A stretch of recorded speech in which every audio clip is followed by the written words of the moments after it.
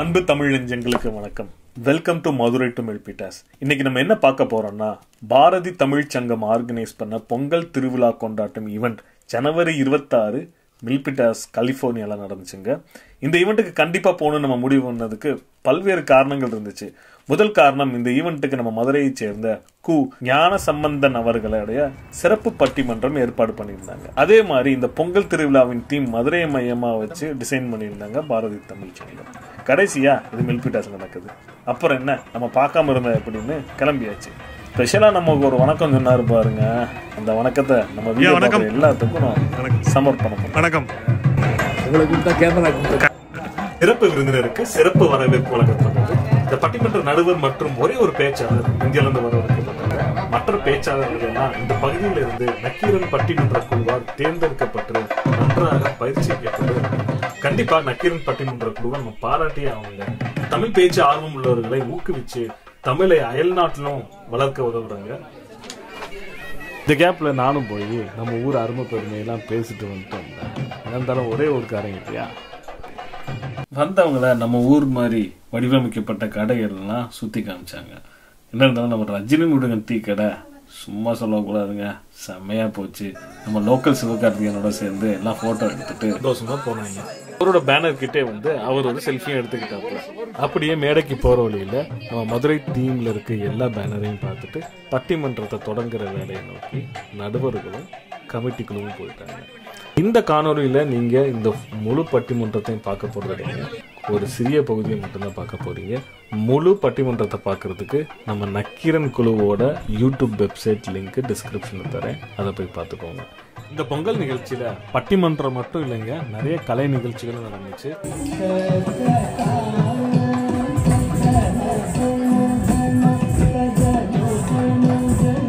இந்த பட்டிமன்ற தலைப்பு என்னன்னா, சந்தோஷமாக இருப்பது வெளியிலையா வீட்லையா.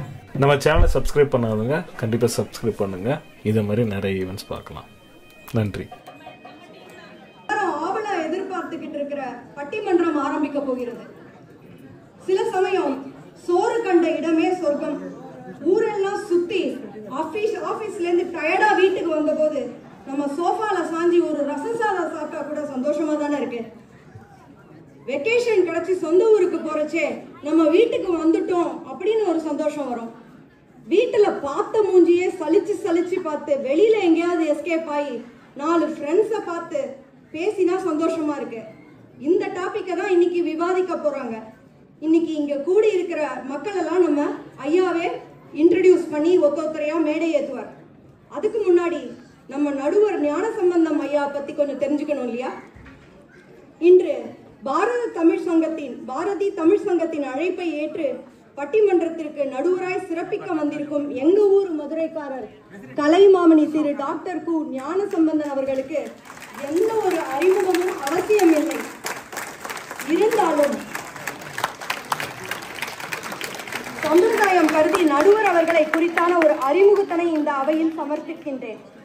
பேராசிரியர் டாக்டர் ஞான சம்பந்தன் தமிழில் ஒரு முக்கிய அறிஞர். ஐயா நீங்க உட்கார்ந்துக்கலாம்.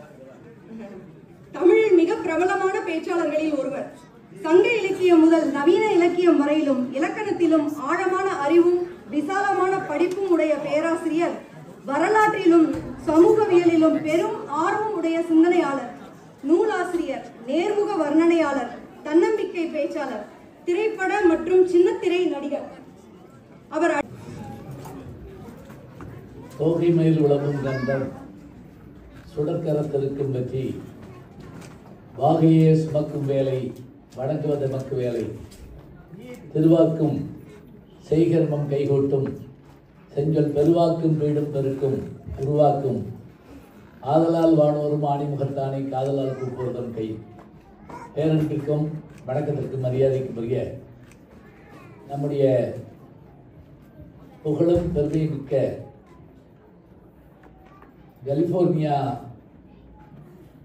பாரதி தமிழ் சங்கத்தினுடைய பொங்கல் திருநாள் நல்விழா, அது இதுக்கு பேரே மதுரை பொங்கல் வச்சிருக்காங்க. அதுக்கே நீங்க கைதட்டலாம், மதுரை பொங்கல். இந்த கைதட்டின 12 பேருக்கு நன்றி. நல்லா தான் கைதட்டின கருத்து வச்சிருக்கீங்க. பொங்கல் கொடுத்தீங்களா இல்லையா? காலையில் கொடுத்தாச்சா?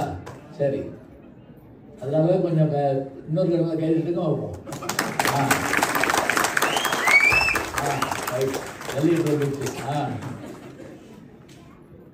அருமையான பொங்கல் விழாவை மிகச்சிறப்பாக கொண்டாடுகின்ற நம்முடைய பாரதிய தமிழ் சங்கத்துக்கு என்னுடைய பாராட்டுக்கள். நாம் படித்தோம், வேலை கொடுத்தாங்க, எல்லாம் சரி. அதோட நம்மளை உயர்த்திய இந்த மொழியை நாம் நம்மோடு சேர்த்து வணங்கி உயர்த்த வேண்டும் என்று பெருமையாக இதை செய்து கொண்டிருக்கிற உங்களையெல்லாம் நாங்கள் இருகரம் கூப்பி வணங்கி வாழ்த்தி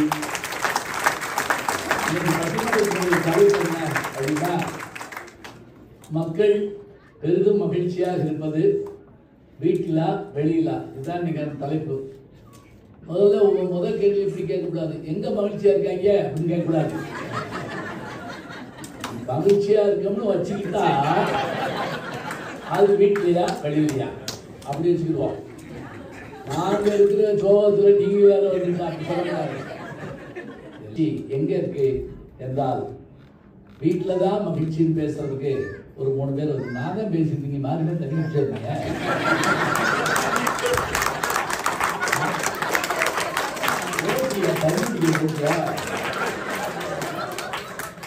அன்னைக்கு ஒரு ஆள் குடிக்குது, இன்னைக்கு ஒரு ஆள் குடிக்குது.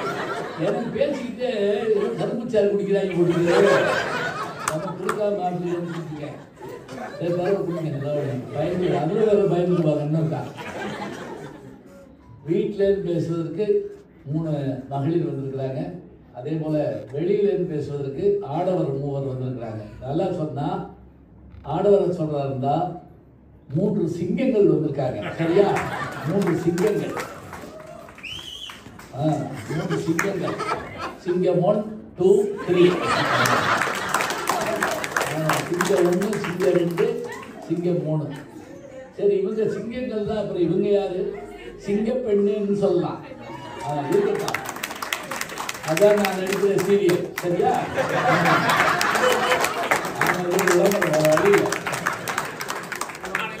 ஆமா, சிங்க பெண்ணே. ஆனா இவங்களை சிங்கங்கள்னு சொன்னா அவங்கள தங்கங்கள்னு சொல்லலாம். நல்லா இருக்கு. 3 தங்கங்களும் 3 சிங்கங்களும் மோத இருக்கிறாங்க. இதுல வீட்டிலேன்னு பேச பெண்களும் வெளியில் தான் மகிழ்ச்சின்னு பேச ஆண்களும் வந்திருக்கிறாங்க. வந்துருக்கூடிய இவங்களை நான் வந்து அறிமுகம் பண்றேன்.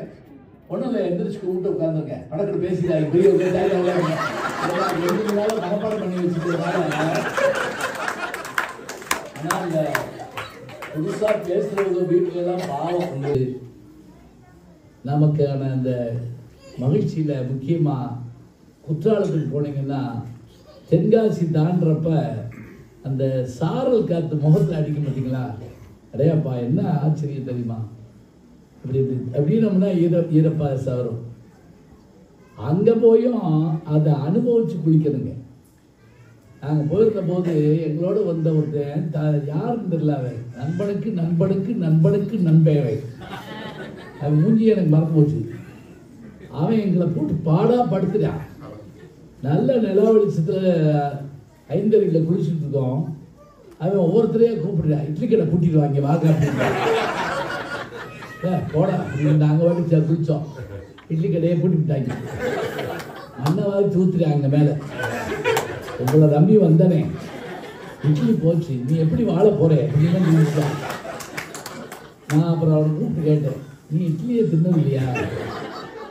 அவன் என்ன, நீ குளிச்சதே இல்லையா?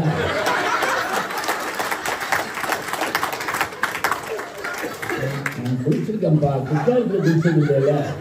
நான் இட்லி இருக்கேன், குற்றால இட்லி தின்னது இல்லைல்ல. இதனோட போய் என்ன பார்ப்பீங்க? இன்னும் சில பேர் எங்க போனாலும் கிளம்புமா கிளம்புமா, இப்ப தானே வந்தோம் சொல்றேன் போவோம். பஸ் பைசா என்ன பண்றது, அது பைசா என்ன பண்றது, இப்படியே நொய்யிட்டே இருப்பாங்க. அப்ப வெளியே போறப்ப வெளியே போறோம் அப்படிங்கிற ஒரு மனசும் அந்த காட்சியும் ஓசையும் வீடு மகிழ்ச்சியா இல்லையான்னா இருக்குது. இப்ப இதுக்கு சொல்லியிருக்கேன், வீடு மகிழ்ச்சியான்னா இருக்கு. எப்படி வீடுங்கிறது அவங்க சொன்ன மாதிரி என்னது, எந்த நேரம் வெளியிலவே இருக்க முடியுமா, எந்த நேரம் திருவிழா நடக்க முடியாதுங்கிற மாதிரி என் நேரம் வீட்டுக்குள்ளே இருக்க முடியாது, அது உண்மைதான். என் நேரம் வெளியவும் இருக்க முடியாது, அதுவும் உண்மை. எப்படியா இருந்தாலும் நம்ம ஒரு ஏதாவதுன்னா எங்கே சுற்றியும் கடைசியில் இங்கே தானே வரணும் அப்படின்னு ஒரு வார்த்தை சொல்லுவோம். ஒரு குழந்தை அம்மாட்ட கேட்டுச்சான், அவங்க கதை சொல்லுமான்னு. நான் ஏன்டா கதை சொல்கிறேன், தான் உங்கள் அப்பா ஆஃபீஸ்லேருந்து வருவார், ஏன் லேட்டுன்னு கேட்பேன். உங்கள் அப்பா ஒரு கதை சொல்லுவார், நல்லா இருக்கும்பா. அந்த எங்கள் அப்பா வந்தார், ஏன் லேட்டு, அதாவது எங்கள் ஆஃபீஸில் மேனேஜர் அந்த பிள்ளை சொல்லுவேன். அவன் உண்மையை சொன்னா கூட இப்படிதான் ஆகிட்டு. வீடுங்கிறது என்ன அப்படின்னா வெறும் செங்கல் சுவர் விலாசம் ஆதார் கார்டு அட்டை அது இல்லை. அது என்ன அப்படின்னா அது நம்முடைய உயிர். கிராமங்கள்ல எல்லாம் வீடையோ நிலத்தையோ விற்கிறப்ப யாரும் மகிழ்ச்சியாக விற்கிறத நான் பார்க்குறேன். ரியல் எஸ்டேட் பண்ணுறவங்கள நான் சொல்லுவேன், ஒரு வீடு வச்சிருக்கிறேன், ஒரு நிலம் வச்சிருக்கிறேன். வஞ்சகம் முழுதும் வரிங்கன் ஓம்புமோர் செய்யன காத்தான். தசரதன் அயோத்தியை எப்படி ஆண்டானா, ஒரு ஏக்கர் நிலமுள்ள விவசாயி எவ்வளவு ஈடுபாட்டோட விவசாயம் பண்ணுவோன்னா அதுபோல அந்த அயோத்தி மாநகரத்தை காத்து வந்தானா. நான் கிராமத்தில் பார்த்தேன், ஒரு தடவை நிலம் வைக்கிறப்ப அந்த பத்திரம் முடிச்ச உடனே அந்த அந்த அந்த ஆள் என்ன பண்ணான்னு தெரியுங்களா, இந்த நிலத்தை கூட்டு போய் காமிச்சிட்டு அதில் விழுந்து கும்பிட்டாங்க. பாரம்பரியமாக எங்கள் குடும்பம் வச்சுருந்தது, கொடுக்க வேண்டிய ஒரு சூழல் வந்துச்சு அப்படின்னு கண்ணை தொடச்சு போயிட்டாங்க. அது என்ன அர்த்தம் தெரியுமா, இங்கே எங்கள் மூதாதையர்கள் இருக்காங்க, முன்னோர்கள் இருக்கிறாங்க, இருந்த இடம் எந்தையும் தாயும் மகிழ்ந்து குழாவி இருந்தது இந்நாடு. அப்படியே இங்கே எங்க வீடு. எழுத்தாளர் சுஜாதா ஒரு தடவை சொன்னாரு, அவங்க அப்பாவை கூட்டிகிட்டு ஸ்ரீரங்கத்துக்கு கோயிலுக்குள்ள போனாராம். அவங்க அப்பாவுக்கு 90 வயசு இருக்கும். அப்ப இவர் கையில அவரை பிடிச்சி கூட்டு போறாரு. அவரு அந்த செவரை அப்படியே தொட்டுக்கிட்டே இருந்தாராம். இவர் கேட்டாரா, ஏன்பா நான் தான் பிடிச்சிட்டு வரேன், இல்லை கீழே விழுந்துருவீங்கன்னு பயமா இருக்காரு. இல்லப்பா, ராமானுஜர் தொட்ட சவரா இருக்கலாம் இல்லையா, ஆழ்வாருக்கு தொட்ட சோழா இருக்கலாம் இல்லையா, அது மாதிரி என்ன வைப்ரேஷன். இறையன் போரில் எழுதினாரு, திண்ணையிலேயே படுத்து கிடந்த அப்பா ஒரு நாள் வீட்டுக்குள் வந்தார் படமாக அப்படின்னு முடிக்கிறார் ஒரு கவிதையில். அது வரைக்கும் உள்ள விடலையா அவங்க, ஆனால் போட்டாதான் உள்ள வந்துச்சான் அப்படிங்கிறான். பறவைகிட்ட சொல்ல முடியுமா, அப்படி போய் லெஃப்ட் எடுத்தேன்னா அந்த கூடு இருக்குன்னு சொல்ல முடியுமா, முடியாது. அதுபோல எப்படி இருந்தாலும் அவர்கள் வாழுவதற்கான இடத்தை நோக்கி வந்து சேர்வார்கள். இன்னைக்கும் கூட நீங்க நினைச்சு பாருங்க, என்னதான் வெளிநாட்டில் இருந்தாலும் நம்ம ஊருக்கு போறப்ப அந்த விமான ரன்வேல சக்கரம் பட்ட உடனே ஒரு மனசுக்குள்ள ஒரு சந்தோஷம் வந்து தெரியுமா.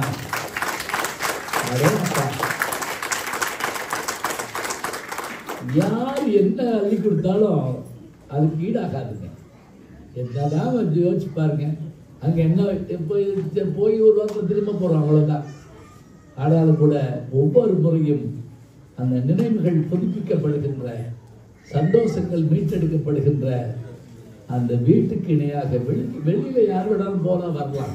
எனக்கென்று ஒரு வீடு, என் குடும்பம், என்னுடைய சந்தோஷம், இவையெல்லாம் கிடைக்கும் இடம் எது என்றால் நம்மை நிரந்தர மகிழ்ச்சியில் ஆழ்த்துகின்ற வீடுதான் வீடுதான் வீடுதான் என்று சொல்லி நல்ல நக்கீரர் பேரே நல்லா இருக்குது. நக்கீரர் பட்டிமன்ற தலைவர் பொறுப்பாளர்கள் அத்தனை பேருக்கு என்னுடைய பாராட்டு சொல்றேன். இந்த மாதிரி அடுத்த தலைமுறையை உருவாக்குங்க. ஏன்னா இன்னைக்கு தமிழ் பேச்சு எங்கள் மூச்சுல பேசுறவங்க தான் அவங்கள்ட்ட தேதியை வாங்க முடியாத அளவுக்கு சுத்திக்கிட்டு இருக்காங்க. நாங்கெல்லாம் ஒரு 30 வருஷம் சாதிச்சதை 3 நாள்ல சாதிச்சு காட்டுறாங்க. ரொம்ப வியப்பா இருக்குது, அது பெருமையாகவும் இருக்குது, ரொம்ப மகிழ்ச்சியா இருக்கு. நல்ல பேச்சாளர்களை உருவாக்குன அவங்களுக்கு என்னுடைய பாராட்ட சொல்லி எல்லாருக்கும் நக்கீரர் பட்டிமன்ற குழு சார்பாக நெஞ்சார்ந்த நன்றிகளை தெரிவித்துக் கொள்கிறோம். மீண்டும் நாம் தொடர்ந்து பயணிப்போம் என்ற நம்பிக்கையோடு உங்களிடம் விடைபெறுகிறேன். நன்றி, வணக்கம்.